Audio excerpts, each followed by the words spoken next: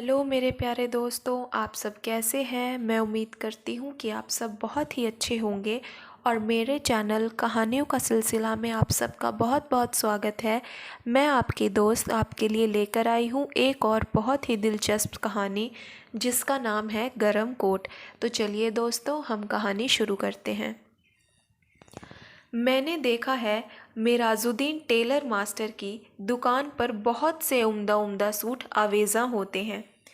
उन्हें देखकर अक्सर मेरे दिल में ख्याल पैदा होता है कि मेरा अपना गरम कोट बिल्कुल फट गया है और इस साल हाथ तंग होने के बावजूद मुझे एक नया गरम कोट ज़रूर सिलवा लेना चाहिए। टेलर मास्टर की दुकान के सामने से गुजरने या अपने महकमे की तफरी क्लब में जाने से गुरेज करूं तो मुमकिन है मुझे गरम कोट का ख्याल भी ना आए, क्योंकि क्लब में जब संता सिंह और यजदानी के कोटों के नफीस वस्टेड मेरे समंदे तखय्युल पे ताजियाने लगाते हैं तो मैं अपने कोट की बोसीदगी को शदीद तौर पर महसूस करने लगता हूँ, यानी वो पहले से कहीं ज़्यादा फट गया है। बीवी बच्चों को पेट भर रोटी खिलाने के लिए मुझसे मामूली क्लर्क को अपनी बहुत सी ज़रूरियात तर्क करना पड़ती है और उन्हें जिगर तक पहुंचती हुई सर्दी से बचाने के लिए खुद मोटा झोटा पहनना पड़ता है। ये गर्म कोट मैंने पार साल दिल्ली दरवाजे से बाहर पुराने कोटों की एक दुकान से मोल लिया था। कोटों के सौदागर ने पुराने कोटों की सैकड़ों गांठें किसी मरांजा एंड कंपनी कराची से मंगवाई थी। मेरे कोट में नकली सिल्क के अस्तर से बनी हुई अंदरूनी जेब के नीचे मरांजा एंड को का लेबल लगा हुआ था, मगर कोट मुझे मिला बहुत सस्ता। महंगा रोए एक बार, सस्ता रोए बार बार, और मेरा कोट हमेशा ही फटा रहता था। इसी दिसंबर की एक शाम को तफरी क्लब से वापस आते हुए मैं इरादतन अनारकली में से गुजरा। उस वक्त मेरी जेब में 10 रुपये का नोट था। आटा, दाल, ईंधन, बिजली, बीमा कंपनी के बिल चुका देने पर मेरे पास वही 10 का नोट बच रहा था। जेब में दाम हो तो अनारकली में से गुजरना मायूब नहीं। उस वक्त अपने आप पर गुस्सा भी नहीं आता, बल्कि अपनी ज़ात कुछ भली मालूम होती है। उस वक्त अनारकली में चारों तरफ सूट ही सूट नज़र आ रहे थे और साड़ियाँ। चंद साल से हर नत्थू खैरा सूट पहनने लगा है। मैंने सुना है गुज़िश्ता चंद साल में कई टन सोना हमारे मुल्क से बाहर चला गया है। शायद इसीलिए लोग जिस्मानी ज़िबाइश का ख्याल भी बहुत ज़्यादा करते हैं। नए नए सूट पहनना और खूब शान से रहना हमारे इफलास का बाहिदी सबूत है, वरना जो लोग सचमुच अमीर हैं ऐसी शानो शौकत और ज़ाहिरी तकल्लुफ़ात की चंद परवाह नहीं करते। कपड़े की दुकान में वस्टेड के थानों के थान खुले पड़े थे। उन्हें देखते हुए मैंने कहा, क्या मैं इस महीने के बचे हुए 10 रुपयों में से कोट का कपड़ा खरीदकर बीवी बच्चों को भूखा मारूं? लेकिन कुछ अरसे के बाद मेरे दिल में नए कोट के नापाक ख्याल का रद्द अमल शुरू हुआ। मैं अपने पुराने गर्म कोट का बटन पकड़कर उसे बल देने लगा, चूँकि तेज़ तेज़ चलने से मेरे जिस्म में हरारत आ गई थी।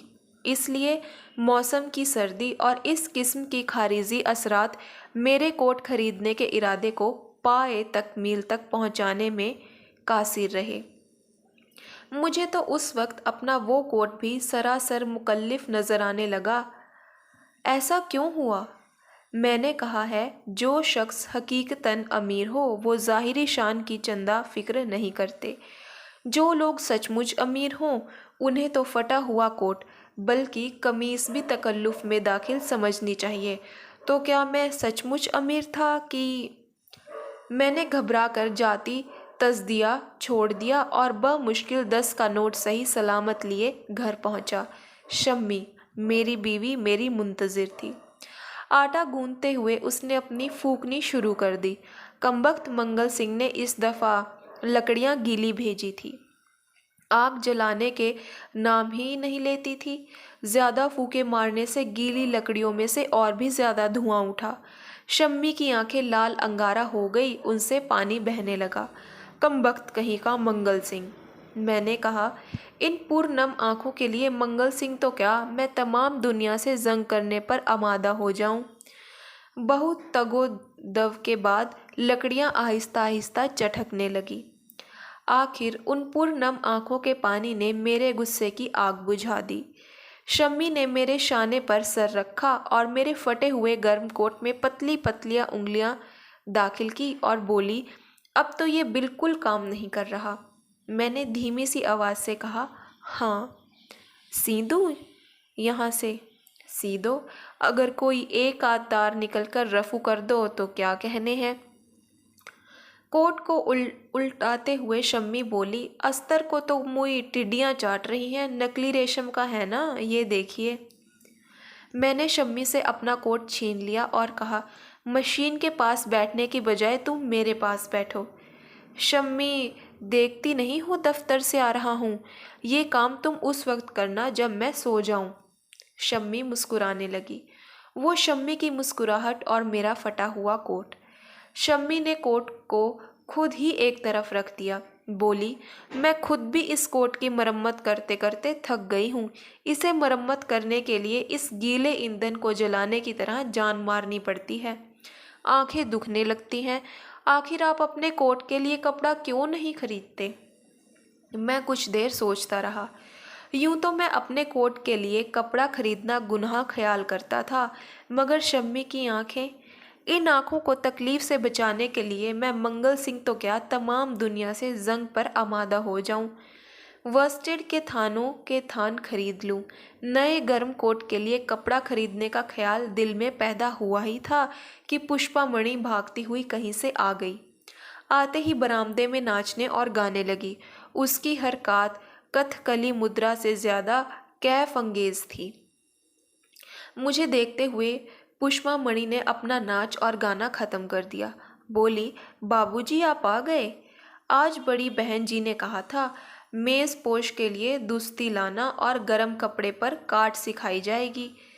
गुनिया माप के लिए और गरम कपड़ा। चूंकि उस वक्त मेरे गरम कोट खरीदने की बात हो रही थी, शम्मी ने ज़ोर से एक चपत उसके मुंह पर लगाई और बोली, इस जन्मजली को हर वक्त कुछ ना कुछ खरीदना ही होता है। मुश्किल से इन्हें कोट सिलवाने पर राज़ी कर रही हूँ। वो पुष्पा मणि का रोना और मेरा नया कोट। मैंने खिलाफ़े आदत ऊंची आवाज़ से कहा, शम्मी। शम्मी कांप गई। मैंने गुस्से से आंखें लाल करते हुए कहा, मेरे इस कोट की मरम्मत कर दो, अभी किसी तरह करो, ऐसे जैसे रो पीट कर मंगल सिंह की गीली लकड़ियां जला लेती हो। तुम्हारी आंखें? हाँ, याद आया। देखो तो पुष्पा मणि कैसे रो रही है। पोपी बेटा, इधर आओ ना। इधर आओ मेरी बच्ची, क्या कहा था तुमने? बोलो तो। दुसूती? गुनिया माप के लिए और काट सीखने को गरम कपड़ा? बच्चू, नन्ना भी तो ट्राईसाइकिल का राग अलापता और गुब्बारे के लिए मचलता सो गया होगा। उसे गुब्बारा ना ला दोगी तो मेरा कोट सिल जाएगा, है ना? कितना रोया होगा बेचारा। शम्मी, कहाँ है बच्चू?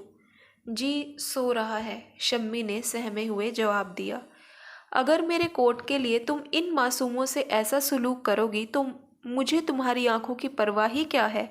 फिर मैंने दिल में कहा, क्या ये सब कुछ मेरे गरम कोट के लिए हो रहा है? शम्मी सच्ची है या मैं सच्चा हूँ? पहले मैंने कहा, दोनों, मगर जो सच्चा होता है उसका हाथ हमेशा ऊपर रहता है, मैंने खुद ही दबते हुए कहा। तुम खुद भी तो उन दिन काफूरी रंग के मीनाकार कांटे के लिए कह रही थी। हाँ जी, कह तो रही थी, मगर मगर उस वक्त तो मुझे अपने गरम कोट के जेब से 10 रुपए का नोट एक बड़ा खजाना मालूम हो रहा था। दूसरे दिन शम्मी ने मेरा कोट कोहनियों पर से रफू कर दिया। एक जगह जहां पर से कपड़ा बिल्कुल उड़ गया था, सफाई और एहतियात से काम लेने के बावजूद सिलाई पर बदनुमा सिलवटें पड़ने लगी। उस वक्त मिराजुद्दीन टेलर मास्टर की दुकान मेरे जहन में घूमने लगी और ये मेरे तखय्युल की पुख्ताकारी थी। मेरे तखय्युल की पुख्ताकारी अक्सर मुझे मुसीबत में डाले रखती है। मैंने दिल में कहा, मिराजुद्दीन की दुकान पर ऐसे सूट भी तो होते हैं जिन पर सिलाई समेत 100 रुपये से भी ज़्यादा लागत आती है। मैं एक मामूली क्लर्क हूँ। उसकी दुकान में लटके हुए सूटों का तसव्वुर करना अबस है, अबस। मुझे फारिग पाकर शम्मी मेरे पास आ बैठी और हम दोनों खरीदी जाने वाली चीज़ों की फहरिस्त बनाने लगे। जब माँ बाप इकट्ठे होते हैं तो बच्चे भी आ जाते हैं। पुष्पामणि और बच्चू आ गए, आंधी और बारिश की तरह शोर मचाते हुए। मैंने शम्मी को खुश करने के लिए नहीं, बल्कि यूं ही काफूरी रंग के मीनाकार कांटे सबसे पहले लिखे। अचानक रसोई की तरफ मेरी नज़र उठी। चूल्हे में लकड़ियां धड़-धड़ जल रही थी और उधर शम्मी की आंखें भी दो चमकते हुए सितारों की तरह रोशन थी। मालूम हुआ कि मंगल सिंह गीली लकड़ियां वापस ले गया है। वो शहतूत के डंडे जल रहे हैं और खोखा। शम्मी ने कहा। और उपले? जी हाँ, उपले भी। मंगल सिंह देवता है। शायद मैं भी अनकरीब गरम कोट के लिए अच्छा सा वस्टेड खरीद लूँ, ताकि तुम्हारी आंखें यूं ही चमकती रहें, उन्हें तकलीफ ना हो। इस माह की तनख्वाह में गुंजाइश नहीं, अगले माह ज़रूर ज़रूर। जी हाँ, जब सर्दी गुजर जाएगी। पुष्पामणि ने कई चीज़ें लिखाई। दुसूती, गुनिया, माप के लिए गरम ब्लेज़र, सब्ज रंग का 1 गज मुरब्बा, डीएमसी के गोले, गोटे की मगजी और इमरतियाँ और बहुत से गुलाब जामुन। मुई ने सब कुछ ही तो लिखवा दिया। मुझे दायमी कब्ज़ थी। मैं चाहता था कि यूनानी दवाखाना से इत्री फल ज़मानी का 1 डिब्बा भी ला रखूं। दूध के साथ थोड़ा सा पीकर सो जाया करूँगा। मगर मुई पुष्पा ने इसके लिए गुंजाइश ही कहाँ रखी थी, और जब पुष्पामणि ने कहा गुलाब जामुन तो उसके मुंह में पानी भर आया। मैंने कहा सबसे ज़रूरी चीज़ तो यही है। शहर से वापस आने पर मैं गुलाब जामुन वहाँ छुपा दूंगा जहाँ सीढ़ियों में बाहर जमादार अपना दूध का कलसा रख दिया करता है, और पुष्पामणि से कहूँगा कि मैं तो लाना ही भूल गया तुम्हारे लिए गुलाब जामुन। ओहो, उस वक्त उसके मुंह में पानी भर आएगा और गुलाब जामुन ना पाकर उसकी अजीब कैफियत होगी। फिर मैंने सोचा, बच्चू भी तो सुबह से गुब्बारे और ट्राइसिकल की जिद कर रहा था। मैंने एक मर्तबा अपने आप से सवाल किया, इतनी फल ज़मानी। शम्मी बच्चू को पुचकारते हुए कह रही थी, बच्चू बेटी को ट्राइसिकल ले दूंगी अगले महीने। बच्चू बेटी सारा दिन चलाया करेगी ट्राइसिकल, और पोपी मुन्ना नहीं लेगा। और मैंने शम्मी की आंखों की कसम खाई कि जब तक ट्राइसिकल के लिए 6-7 रुपए जेब में ना हो, मैं नीले गुंबद के बाजार से नहीं गुजरूंगा। इसलिए कि दाम ना होने की सूरत में नीले गुंबद के बाजार से गुजरना बहुत मायूब है। ख्वामख्वाह अपने आप पर गुस्सा आएगा, अपनी ज़ात से नफरत पैदा होगी। उस वक्त शम्मी बेल्जियमी आईने की बैजवी टुकड़ी के सामने अपनी काफूरी सफ़ेद सूट में खड़ी थी। मैं चुपके से उसके पीछे जा खड़ा हुआ और कहने लगा, मैं बताऊं तुम इस वक्त क्या सोच रही हो? बताओ तो जानूं। तुम कह रही हो काफूरी सफ़ेद सूट के साथ वो काफूरी रंग के मीनाकार कांटे पहनकर जिलेदार की बीवी के यहाँ जाऊं तो दंग रह जाए। नहीं तो, शम्मी ने हंसते हुए कहा, आप मेरी आंखों के मद्दाह होते तो कभी का गर्म। मैंने शम्मी के मुंह पर हाथ रख दिया। मेरा तमाम खुशी बेबसी में बदल गई। मैंने आहिस्ता से कहा, बस इधर देखो, अगले महीने ज़रूर खरीद लूँगा। जी हाँ, जब सर्दी। फिर मैं अपनी उस हसीन दुनिया को, जिसकी तख्लीक पर महज 10 रुपये सर्फ हुए थे, तसव्वुर में बसाए बाजार चला गया। मेरे सिवा अनारकली से गुजरने वाले हर जी इज्जत आदमी ने गरम सूट पहन रखा था। लाहौर के एक लहीम व शहीम जेंटलमैन की गर्दन नेकटाई और मुकल्लिफ कॉलर के सबब मेरे छोटे भाई के पालतू बिल्ली कुत्ते टाइगर की गर्दन की तरह अकड़ी हुई थी। मैंने उन सूटों की तरफ देखते हुए कहा, लोग सचमुच बहुत मुफलिस हो गए हैं। इस महीने ना मालूम कितना सोना चांदी हमारे मुल्क से बाहर चला गया है। कांटों की दुकान पर मैंने कई जोड़ियां कांटे देखे। अपनी तखय्युल की पुख्ताकारी से मैं शम्मी की काफूरी सफ़ेद सूट में मलबूस जहनी तस्वीर को कांटे पहनाकर पसंद या नापसंद कर लेता। काफूरी सफ़ेद सूट, काफूरी मीनाकार कांटे। कसरत इकसाम के बाइस मैं एक भी मुंतखब ना कर सका। उस वक्त बाजार में मुझे यज़दानी मिल गया। वो तफरी क्लब से, जो दरअसल परेल क्लब थी। 15 रुपए जीत कर आया था। आज उसके चेहरे पर अगर सुर्खी और बशाशत की लहरें दिखाई देती तो कुछ ताज्जुब की बात ना थी। मैं एक हाथ से अपनी जेब की सिलवटों को छुपाने लगा। निचली बाएं जेब पर 1 रुपए के बराबर कोट से मिलते हुए रंग का पैबंद बहुत ही नौमूजू दिखाई दे रहा था। मैं उसे भी एक हाथ से छुपाता रहा। फिर मैंने दिल में कहा, क्या अजब यजदानी ने मेरे शाने पर हाथ रखने से पहले मेरी जेब की सिलवटें और वो रुपए के बराबर कोट के रंग का पैबंद देख लिया हो। उसका भी रद्द-ए-अमल शुरू हुआ और मैंने दिलेरी से कहा, मुझे क्या परवाह है, यजदानी मुझे कौन सी थैली बख्श देगा और इसमें बात ही क्या है। यजदानी और संता सिंह ने 12 मुझसे कहा कि वो रिफत ज़हनी के ज़्यादा परवाह करते हैं और वस्टर्ड की कम। मुझसे कोई पूछे, मैं वस्टर्ड की ज़्यादा परवाह करता हूँ और रिफत ज़हनी की कम।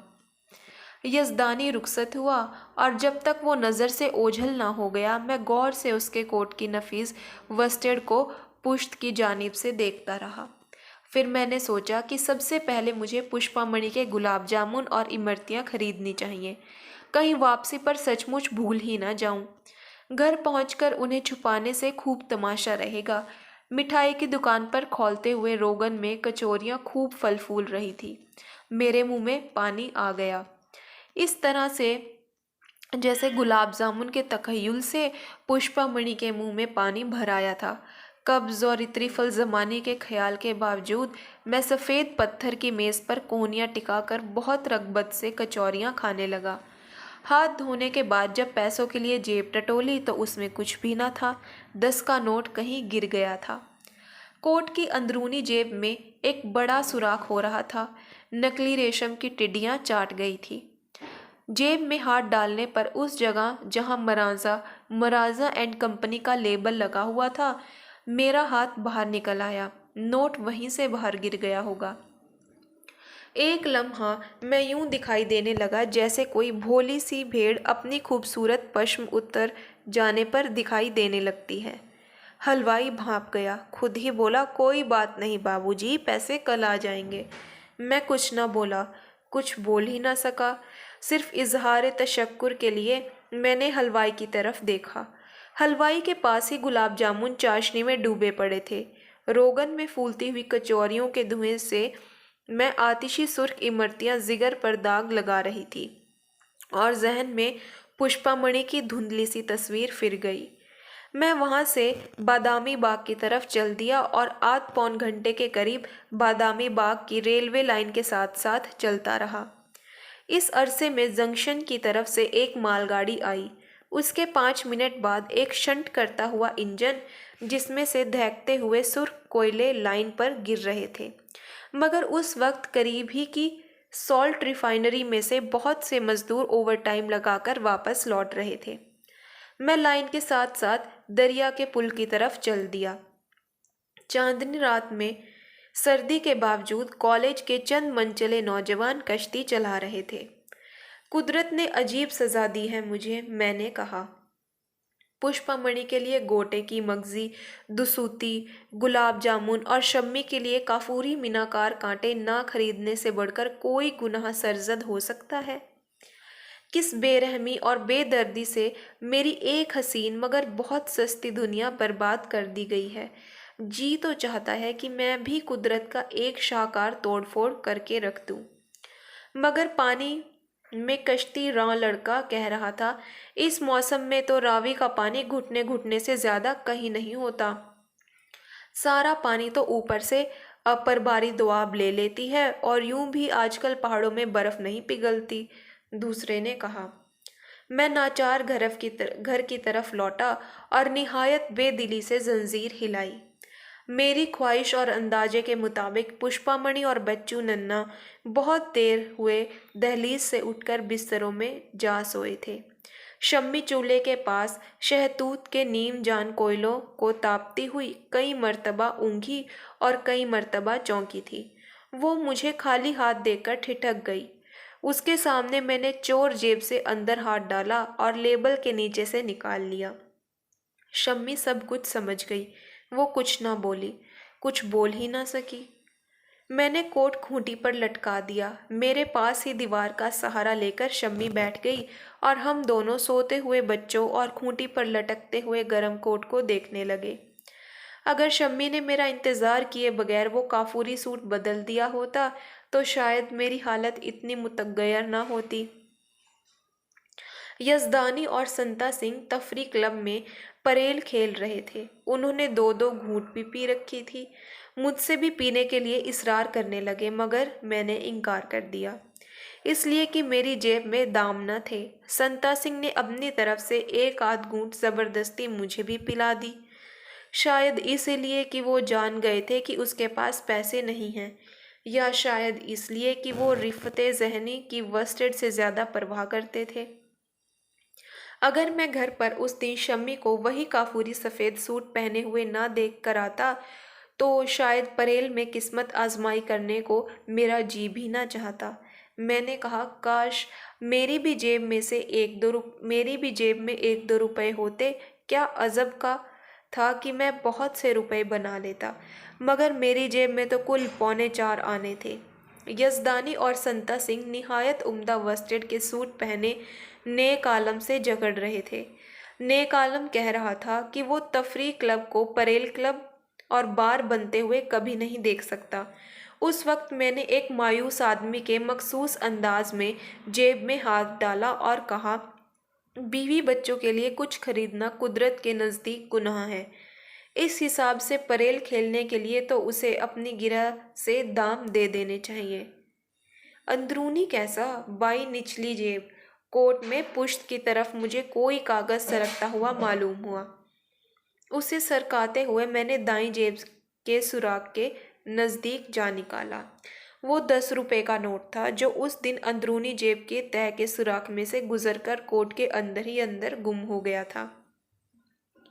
उस दिन मैंने कुदरत से इंतकाम लिया। मैं उसकी ख्वाहिश के मुताबिक परेल वरेल ना खेला, नोट को मुट्ठी में दबाए घर की तरफ भागा।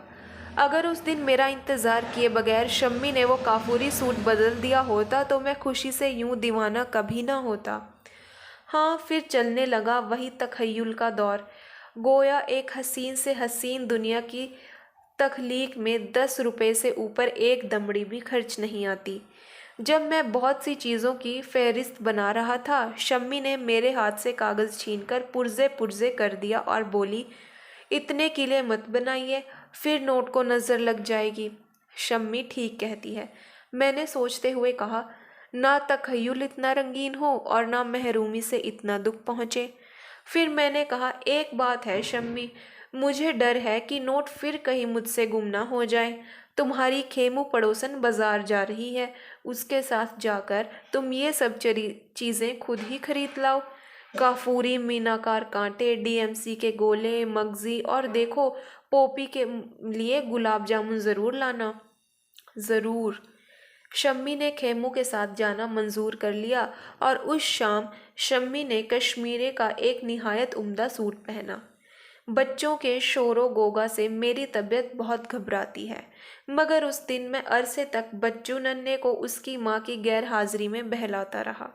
वो रसोई से ईंधन की कोल की, गुस्ल खाने की नीम छत पर सब जगह उसे ढूंढता फिरा। मैंने उसे पुचकारते हुए कहा, वो ट्राइसिकल लेने गई है, नहीं जाने दो, ट्राइसिकल गंदी चीज़ होती है। गुब्बारा लाएगी बीबी तुम्हारे लिए, बहुत खूबसूरत गुब्बारा। बच्चू बेटी ने मेरे सामने थूक दिया, बोली, ए है गंदी। मैंने कहा, कोई देखो तो कैसी बेटियां, जैसा बेटा है। पुष्पामणि को भी मैंने गोद में लिया और कहा, पोपी मुन्ना आज गुलाब जामुन जी भर कर खाएगा ना। उसके मुंह में पानी भर आया। वो गोदी से उतर पड़ी, बोली, ऐसा मालूम होता है जैसे एक बड़ा सा गुलाब जामुन खा रही हूँ। बच्चू रोता रहा। पुष्पामणि कथकली मुद्रा से ज्यादा हसीन नाच बरामदे में नाचती रही। मुझे मेरे तखय्युल के परवाज से कौन रोक सकता था? कहीं मेरे तखय्युल के किले ज़मीन पर न आ रहे हों। इसी डर से मैंने शम्मी को बाजार भेजा था। मैं सोच रहा था, शम्मी अब घोड़े अस्पताल के करीब पहुंच चुकी होगी, अब कॉलेज रोड की नुक्कड़ पर होगी, अब गंदे इंजन के पास होगी। और एक निहायत धीमे अंदाज से जंजीर हिली। शम्मी सचमुच आ गई थी दरवाजे पर। शम्मी अंदर आते हुए बोली, मैंने 2 रुपए खेमू से उधार लेकर भी खर्च कर डाले हैं। कोई बात नहीं, मैंने कहा। फिर बच्चू, पोपी, मुन्ना और मैं तीनों शम्मी के आगे पीछे घूमने लगे। मगर शम्मी के हाथ में एक बंडल के सिवा कुछ ना था। उसने मेज़ पर बंडल खोला। वो मेरे कोट के लिए बहुत नफीस वस्टेड था। पुष्पामणि ने कहा, बीबी मेरे गुलाब जामुन। शम्मी ने ज़ोर से एक चपत उसके मुंह पर लगा दी। तो दोस्तों, कहानी यही समाप्त होती है। और आपको यह कहानी कैसी लगी कमेंट बॉक्स में ज़रूर बताइएगा। और मेरी वीडियो को लाइक और शेयर करना मत भूलिएगा। और मेरा चैनल भी ज़रूर सब्सक्राइब कीजिएगा। और जिन मेरे प्यारे दोस्तों ने मेरे चैनल को सब्सक्राइब किया है, उन सबका बहुत बहुत धन्यवाद।